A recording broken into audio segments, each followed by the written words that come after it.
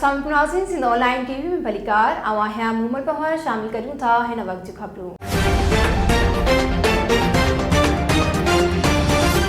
नाज़रीन, कंडियारो में Sindh building control authority के अमलदारन शाहिद जमाली, वकार फुरड़ो, फारूक मेमण की अगवानी में कोर्ट रोड, रेगुलेटर रोड समेत मुख्तलिफ हंधन ते कार्रवाई करे बिना नक्शे गैर कानूनी तौर तामीर थियल 30 खां वधीक दुकान ऐं 4 जगहियूं सील करे छॾियूं आहिनि। सिंध ऑनलाइन टीवी जे रिपोर्टर असद जाफरी जी ख़बर मूजिब इंचार्ज डेमोलेशंस शाहिद जमाली जो चवण हो त बिल्डिंग अथॉरिटी जी इजाज़त खां सवाइ बिना नक्शे जेके जगहियूं ऐं इमारतूं ठहियल हुयूं उहे सभु सील कयूं वियूं आहिनि। बिना नक्शे ठहियल जाइनि जी मालिकनि ॾे काफ़ी नोटिस पर उन ते अमल न कयो वियो।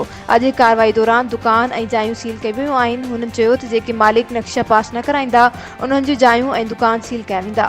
मालिकनि पारां नक्शा पास कराइण बाद जॻहियुनि जी सील खोली वेंदी। वधीक खबरुनि जी अपडेट्स जे लाइ ॾिसंदा रहो सिंध ऑनलाइन टीवी।